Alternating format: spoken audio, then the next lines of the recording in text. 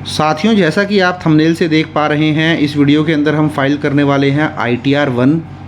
यहाँ पर जो मैं ITR फाइल करूँगा वो ओल्ड टैक्स रिजीम में फ़ाइल करूँगा और फॉर्म 16 की हेल्प से करूँगा, क्योंकि ओल्ड टैक्स रिजीम में आप जानते हैं आपको सारी ही एग्जम्पशन मिल जाती हैं, चाहे वो HRA हो, लीव ट्रैवल अलाउंस हो, इसके अलावा कोई भी एग्जम्पशन जो आपको अवेलेबल होनी चाहिए आपके एम्प्लॉयर्स को, सारी एग्जम्पशन मिल जाती हैं।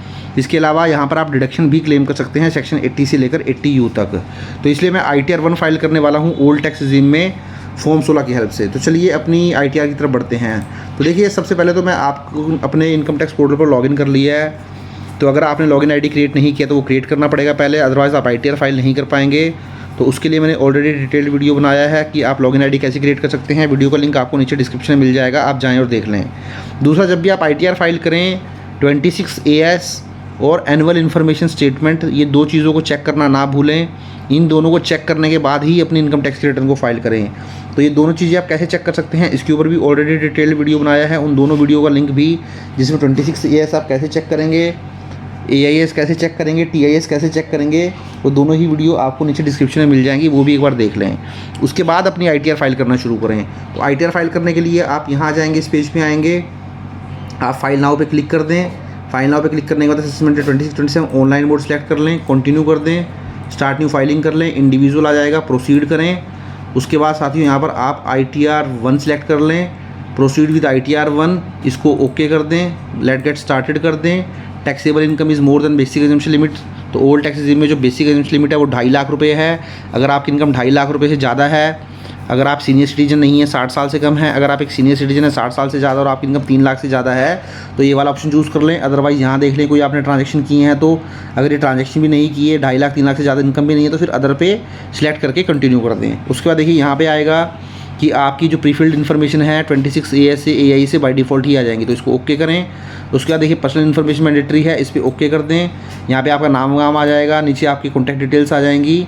उसके बाद नीचे आपको नेचर ऑफ एम्प्लॉयमेंट में आना है। तो देखिए यहाँ पे आपको नेचर ऑफ एम्प्लॉयमेंट नज़र आएगा। आप यहाँ पे देखिए सेंट्रल गवर्नमेंट एम्प्लॉई हैं, स्टेट गवर्नमेंट एम्प्लॉई हैं, पब्लिक सेक्टर अंडरटेकिंग है, सेंट्रल गवर्नमेंट पेंशनर हैं, स्टेट गवर्नमेंट पेंशनर हैं, PSU पेंशनर हैं, अदर पेंशनर हैं, अदर हैं नॉट एप्लीकेबल है। मीन्स अगर आप जॉब वगैरह नहीं करते हैं तो नॉट एप्लीकेबल कर दीजिए। बाकी जो भी आप एम्प्लॉई हैं सेंट्रल गवर्नमेंट, स्टेट गवर्नमेंट, वो सिलेक्ट कर लीजिए। तो यहाँ पे मैं अदर कर लेता हूँ कि ये एक प्राइवेट लिमिटेड कंपनी के एम्प्लॉई हैं, तो मैं अदर सेलेक्ट कर लेता हूँ। नीचे कुछ भी छेड़छाड़ आपको नहीं करनी है, 139(1) रहेगा। नीचे आएँ, अब देखिए यहाँ पर आपको बाय डिफ़ॉल्ट 9 मिलेगा। मीन्स अगर आप इसको चेंज नहीं करेंगे तो आप by default new tax regime में ITR को फाइल कर देंगे। बट हमें जो ITR फाइल करनी है वो ओल्ड टैक्स रिजीम में करनी है, तो इसलिए मैं क्या करूँगा, इसको येस कर दूँगा। तो येस करने से मेरी जो इनकम टैक्स की रिटर्न है वो ओल्ड टैक्स रिजीम में जो है फाइल हो जाएगी। उसके बाद थोड़ा नीचे आएँ, उसके बाद देखिए यहाँ पे बैंक डिटेल एक बार ज़रूर चेक करें। बैंक डिटेल आपकी वैलिडेटेड और नॉमिनेटेड फॉर रिफंड होना चाहिए। उसके बाद कन्फर्म कर दें इसको। तो देखिए ये जो आपका पेज है वो कन्फर्म हो जाएगा। देखिए आपका जो पहला इन्फॉर्मेशन है वो कंफर्म हो चुकी है, पर्सनल इन्फॉर्मेशन कंफर्म हो चुकी है। अब आप ग्रॉस टोटल इनकम पे आएँ। देखिए ग्रॉस टोटल इनकम पे पहले से ही 31,43,000 आ रहा है, तो इस पर क्लिक कर दें। तो यहाँ पे आप देखेंगे आपकी जो इनकम फ्रॉम सैलरी आ रही है, ग्रॉस सैलरी, वो 31,93,000 आ रही है। तो ये आपकी ऑटोमेटिकली 26AS से यहाँ पर कैप्चर कर लेता है। अब हम अपने फॉर्म 16 में चलते हैं। तो देखिए मैं आपको फॉर्म 16 दिखा देता हूँ। देखिए ये मेरा फॉर्म 16 है। फॉर्म 16 में भी आप देखेंगे salary as per provision contain under section 17 subsection 1 31,19,363। तो एग्जैक्टली आपकी जो इनकम है देखिए वो बिल्कुल मैच कर रही है। बट एक बार जैसा कि मैंने आपको बोला था, अपना 26AS और एनुअल इन्फॉर्मेशन स्टेटमेंट भी ज़रूर चेक करें, वहाँ पर भी अपनी ग्रॉस सैलरी देखें कितनी आ रही है। तो फॉर्म 16 के अकॉर्डिंग ही आ रही है। उसके बाद जैसे ही मैं थोड़ा नीचे करूँगा, देखिए यहाँ पर एग्जम्पशन HRA वगैरह की एग्जम्पशन, किसी तरीके की एग्जम्पन नहीं है इन SSCs की, इन एम्प्लॉई की। जैसे ट्रैवल कंसेशन कोई सेक्शन 10(5) में इसकी कोई एग्जम्पन नहीं है। उसके बाद डेथ कम रिटायरमेंट की कोई एग्जम्पन नहीं है। कम्यूटेड वैल्यू ऑफ पेंशन की कोई एग्जम्पन नहीं है। हाउस रेंट की सेक्शन 10 सब सेक्शन 13 है, ये बहुत इंपॉर्टेंट है। इसको लेकर बहुत लोग कंफ्यूज रहते हैं, तो इसके ऊपर ऑलरेडी मैंने डिटेल्ड वीडियो बनाया है कि HRA में आपको एग्जम्पन कैसे क्लेम करनी है, वो देख लें। अदर कोई अलाउंसेस है तो यहाँ आ जाएंगे, तो इनकी कोई एग्जम्पन नहीं है। थोड़ा नीचे आएँ तो इनकी इनकम आ जाती है 31,93,663, जिसमें स्टैंडर्ड डिडक्शन मिल जाती है 5,000 की, 50,000 की, क्योंकि ओल्ड टैक्स रिजीम में आपको स्टैंडर्ड 50,000 ही मिलती है। और एक आपको मिल जाता है tax on employment under section 16 3rd, तो ये हम फिल कर लेते हैं। देखिए 50,000 स्टैंडर्ड डिडक्शन भी आ रही है। इसके अलावा देखिए ये देखिए आपकी यहाँ पे एक डिडक्शन को और मिल जाएगी। यहाँ पे एडिट कर लेते हैं हम, वो ऐड करनी पड़ेगी हमें डिडक्शन।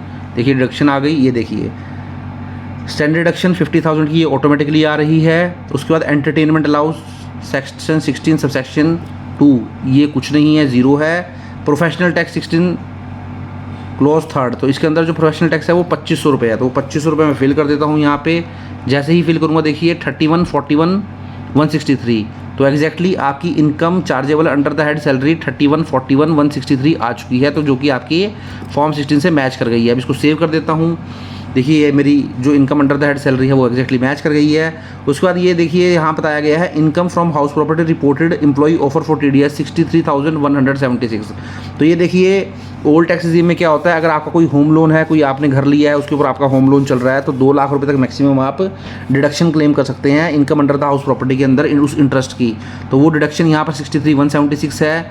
तो अब यहाँ पे आए इनकम फ्रॉम हाउस प्रॉपर्टी में, detail from income from house property यहाँ पे आ जाएँ, ऐड नंबर करें। तो देखिए यहाँ पर आपकी कोई अगर कोई रेंटल इनकम है तो आपको यहाँ पे डिटेल देनी पड़ेगी। यहाँ पर आपको बाद में देखना पड़ेगा कि आपकी प्रॉपर्टी क्या है, सेल्फ ऑक्युपाइड है या लेट आउट है। अगर लेट आउट है तो आपको यहाँ रेंटल इनकम दिखानी पड़ेगी, बट अगर आपकी प्रॉपर्टी लेट आउट नहीं है, सेल्फ ऑक्युपाइड है, जैसे इनके केस में सेल्फ ऑक्युपाइड है, तो सेल्फ ऑक्युपाइड सिलेक्ट कर लेता हूँ और यहाँ पे पूरी डिटेल देनी पड़ेगी। जो भी एड्रेस वगैरह है वो आपको मेंशन करना पड़ेगा। तो वो एड्रेस चलिए मैं मेंशन कर देता हूँ।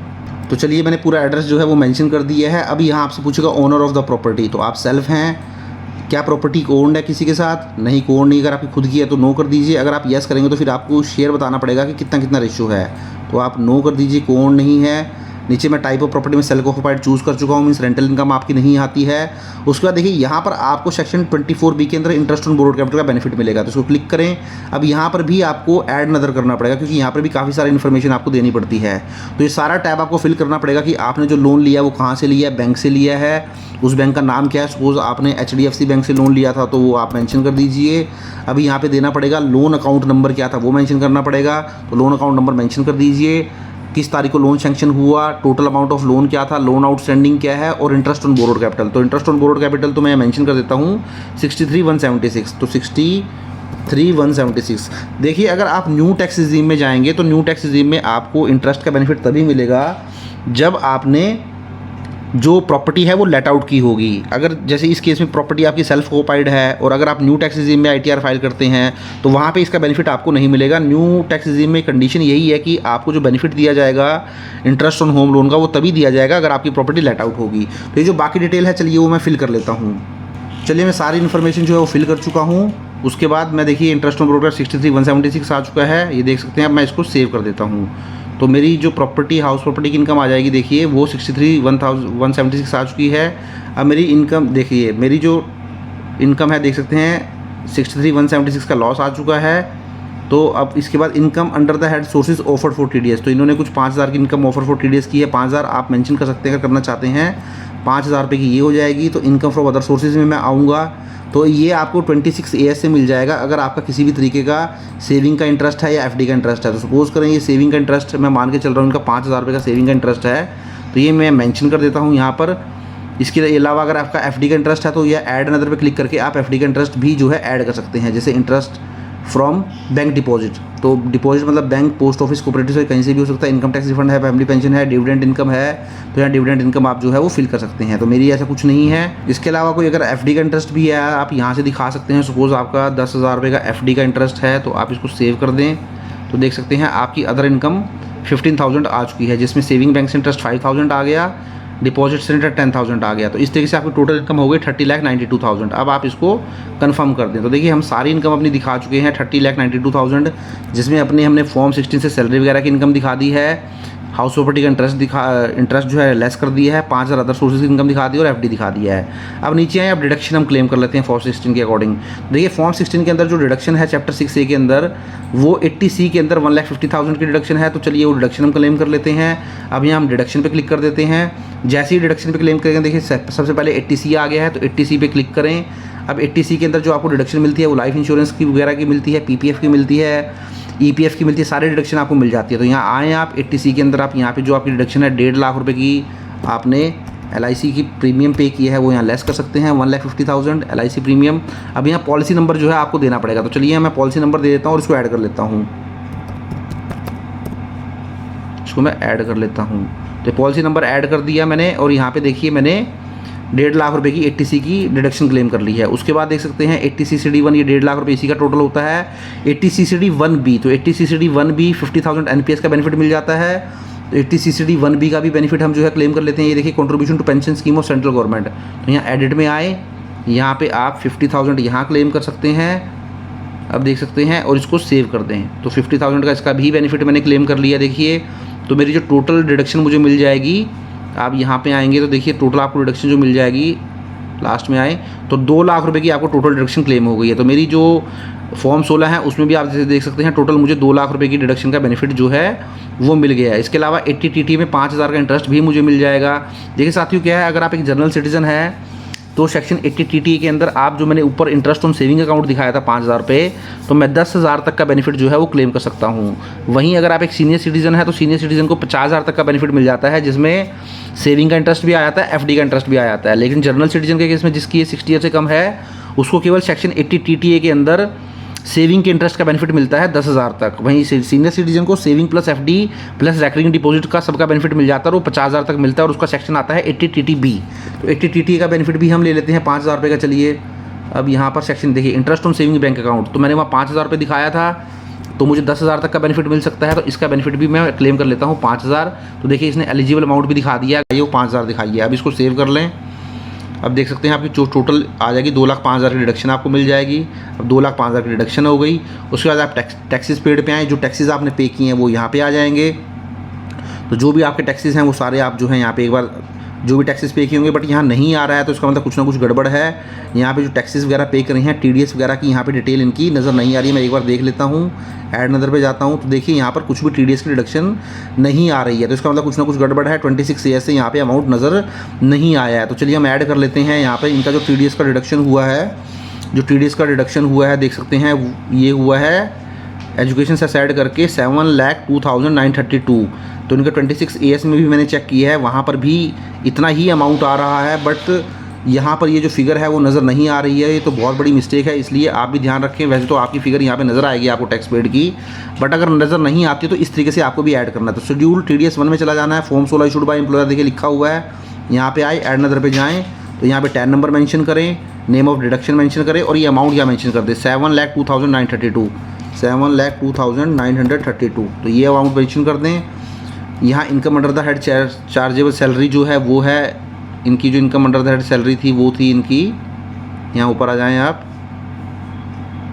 31,93,663, 31,93,663 ये इनकी इनकम थी। टोटल जो टैक्स डिडक्टेड हुआ है वो 7,02,000 हुआ है। सॉरी मैं नेम में इसको फिल कर दिया 7,02,932। तो ये इनका TDS डिडक्ट हुआ है। बाकी यहाँ मैं नेम मेंशन कर देता हूँ और यहाँ पे इनका टैन नंबर मेंशन कर देता हूँ, उसको फिर मैं सेव कर दूँगा। तो टैन नंबर भी आपको फॉर्म 16 से मिल जाएगा।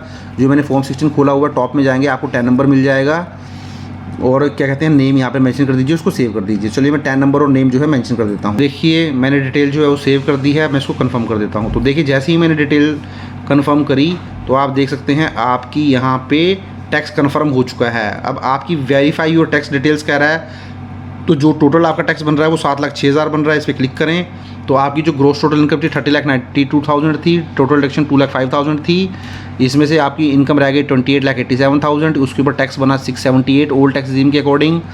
इसका टोटल टैक्स आपका बना 7,06,000। उसके बाद देखिए नीचे आएंगे और उसमें से TDS ऑलरेडी टोटल टैक्स जो आपका बना 7,6, इसको भी कन्फर्म करें, 7,6 कन्फर्म कर दिया। उसके बाद प्रोसीड टू वेरिफिकेशन पे जाएँ। तो प्रोसीड टू वेरिफिकेशन पे जाएंगे तो देखिए लास्ट में आपको अमाउंट पेबल के लिए बोलेगा अमाउंट पेबल 312। तो यहीं से जाके डायरेक्टली आप इस अमाउंट को पे कर सकते हैं, क्योंकि आपका जो टोटल टैक्स बनता था वो 7,06,000 बनता था, जबकि आपका TDS कटा है 7,02,000। तो अभी भी आपको कुछ अमाउंट पे करना पड़ेगा। पे लेटर का ऑप्शन भी आप यूज़ कर सकते हैं, बट मैं आपको सजेस्ट करूँगा पे लेटर ना करें, आप डायरेक्टली पे नाउ पे जाके इसको पे कर दें। या यहाँ से आप जाएंगे ये डायरेक्टली आपको लिंक पे लेके चला जाएगा और आपकी अमाउंट पे हो जाएगी। या आप क्या कर सकते हैं, आप सेल्फ असेसमेंट टैक्स कैसे पे करते हैं इसके ऊपर भी ऑलरेडी मैंने डिटेल्ड वीडियो बनाया है। वीडियो का लिंक नीचे डिस्क्रिप्शन में दे दूंगा, आप जाएं और देख लें। यहाँ से पे नाउ करके इस लायबिलिटी को आप पे कर दें। जब आप ये लायबिलिटी पे कर देंगे तो फिर मैं आपको बताता हूँ क्या करना पड़ेगा आपको। जैसे ही आप ये लायबिलिटी पे कर देंगे आप बैक टू समरी पे आएंगे। आप देखिए टैक्स पेड के कॉलम में जाएंगे दोबारा से। इस टैक्स पेड के कॉलम में जाके यहाँ पर आपको आना पड़ेगा लास्ट में advance tax and self assessment tax payment. यहाँ पर आएँगे तो वो पेमेंट जैसे ही मैंने कर दिया मैं BSR कोड फिल कर दूंगा।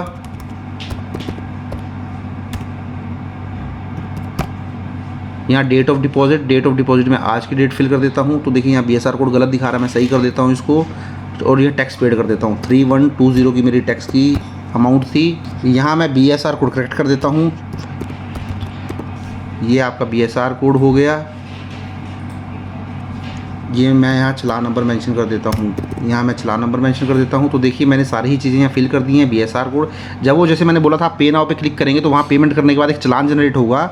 उस चलान नंबर पे BSR कोड आएगा, डेट आएगी, चलान नंबर आएगा, अमाउंट आएगा। आप इसको सेव कर दें। तो देखिए जैसे ही आप इसको सेव करेंगे आपका टोटल टैक्सेस पे हो चुके हैं। देखिए अब आपकी टोटल लायबिलिटी वो क्लियर हो चुकी है। अब आप यहाँ पे आएँ, लास्ट में आपके देखिए आपका जो total interest and fee payable जो है वो 0 हो चुका है, क्योंकि दोनों जगह जो लायबिलिटी आपकी है वो ओके हो चुकी है। अब आप इसको कंफर्म करें, अब प्रोसीड टू वेरिफिकेशन कर दें। तो इस तरीके से देखिए अगर आपका कोई सेल्फ असेसमेंट टैक्स चलान पे करना बनता है तो इस तरीके से पे करके यहाँ पे डिटेल जरूर ऐड कर लें, ताकि आपकी जो ITR है वो कंप्लीट हो जाए। तो इस तरीके से आप अपनी ITR को कंप्लीट कर सकते हैं। Thank you very much.